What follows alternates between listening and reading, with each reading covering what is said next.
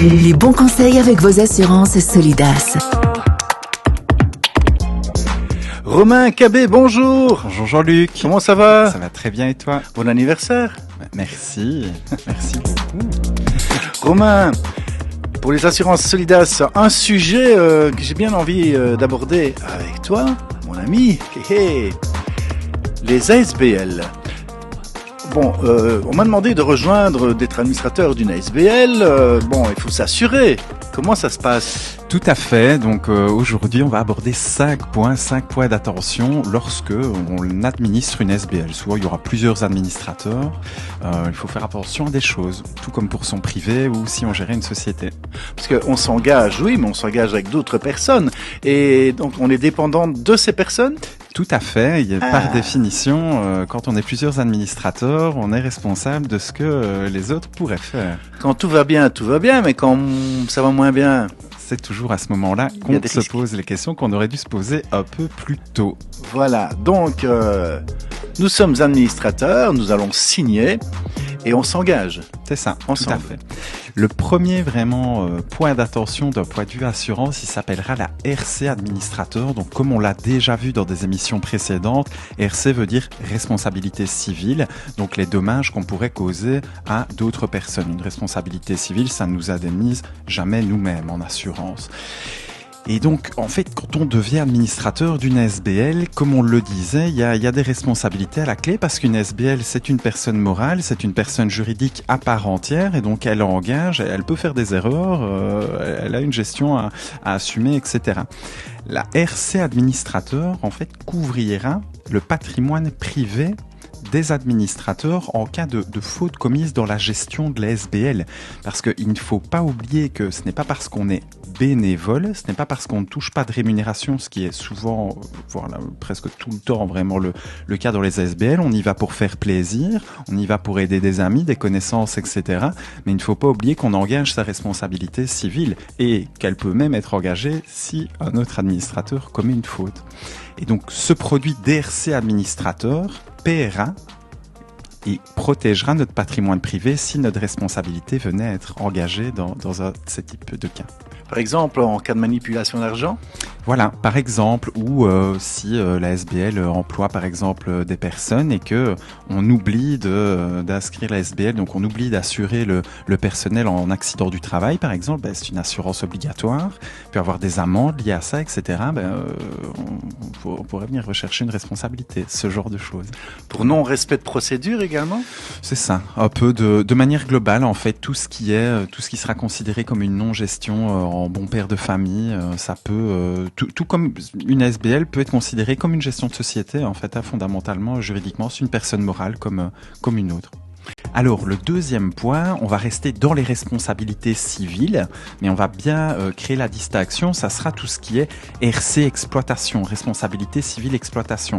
Là, on va couvrir la responsabilité de la SBL même. Donc, on a couvert avec la RC administrateur la responsabilité des administrateurs, on couvre leur patrimoine privé, mais par contre l'SBL peut, en organisant un événement par exemple, faire une erreur, commettre une faute et causer un dommage à une tierce personne. Alors là, la RC exploitation, responsabilité civile exploitation, prendra en charge le dommage qu'on a causé à la personne. Donc typiquement, on organise une petite soirée, un petit banquet, que sais-je, et on installe mal un spot ou autre, il tombe sur quelqu'un, il le blesse, voilà. La responsabilité de l'organisateur pourrait être engagée, et son contrat le couvrirait. De nouveau, on se couvre pour les dommages qu'on peut causer à des tierces personnes, et c'est vraiment deux contrats différents.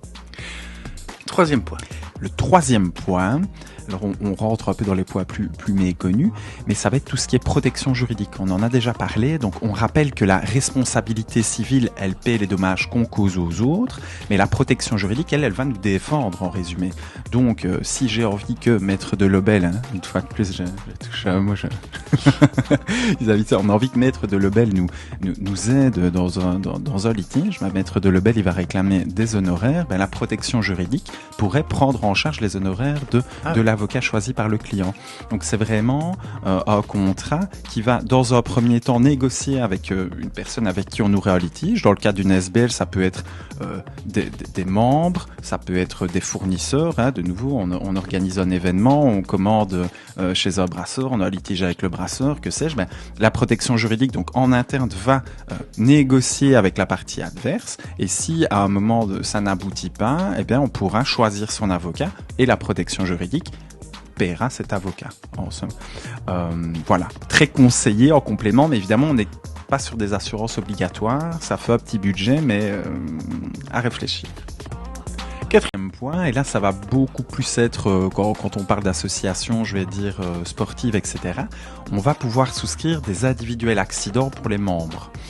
Ça va être quoi? Ça va être des contrats qui vont couvrir des éventuelles blessures que les membres vont subir dans le cadre de l'organisation d'un événement ou la participation d'un événement. Donc voilà, c'est une police un peu cadre qu'on appelle ça. Donc c'est un seul contrat dans lequel on va tenir un listing en fait des personnes qui doivent être assurées, nom, prénom, date de naissance.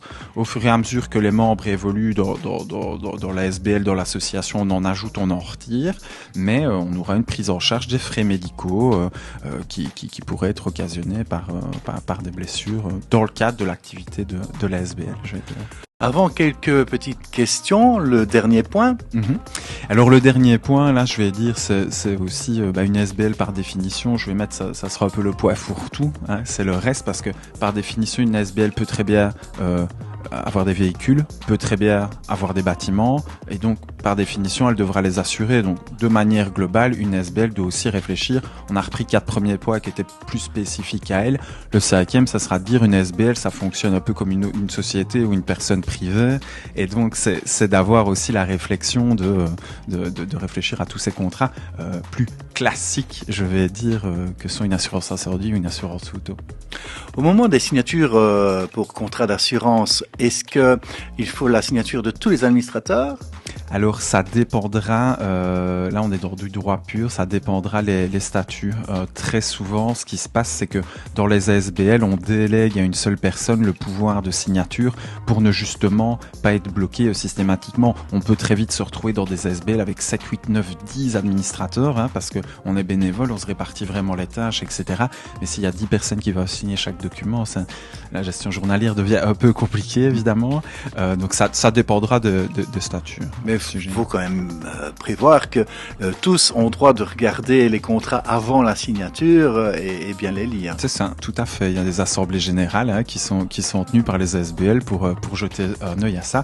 Mais ça s'applique pas seulement aux assurances, ça s'applique aussi aux comptes bancaires, etc. Vraiment tous les frais que la SBL peut avoir à gérer. Quoi, vraiment, au départ, une ASBL est redevable, est obligée de prendre des assurances ou une assurance? Fondamentalement, de nouveau, non. Dans toutes celles que j'ai citées, il n'y a aucune assurance obligatoire, à part potentiellement les RC Auto s'il y a un véhicule ou des véhicules dans la société. Et alors, l'autre, c'est de voir s'il y a du personnel, il y aura un accident du travail. Donc, si la SBL emploie un employé, même à temps partiel, là, il y aura l'accident du travail. Mais tout ce qui est RC administrateur, RC exploitation, protection juridique, individuel accident, assureur un bâtiment, il n'y a rien d'obligatoire, mais il y a beaucoup de choses de très conseillées, quoi, évidemment, comme je le développais ici avant. Quoi. Est-ce qu'il y a de fortes différences entre des activités d'ASBL sportives ou artistiques ou autres? Mais je vais dire, surtout sur les RC exploitation, parce que par définition, si on est dans une activité à plus haut risque, qui peut plus vite causer des dommages à des tiers, là la prime sera plus élevée, protection juridique aussi, et des individuels accidents, surtout dans les sportives, on fera des individuels accidents. Une SBL de peinture, une individuelle accident, je ne pense pas qu'on le fera par exemple. Donc ce n'est pas obligatoire, mais c'est vivement recommandé. Vivement recommandé, surtout le point numéro 1, là, RC administrateur. Et donc sur le site internet de Solidas, on a des pages spécifiques sur tous ces produits-là. C'est chouette, c'est moi qui les ai rédigés. Faut aller voir. Autrement, on peut vous contacter et demander des petits renseignements vite fait, bien fait. Avec grand plaisir, comme toujours, WhatsApp, téléphone, mail, etc. On se donne rendez-vous samedi prochain? Tout à fait. À bientôt Romain. Merci Jean-Luc, à bientôt. Samedi prochain. À samedi.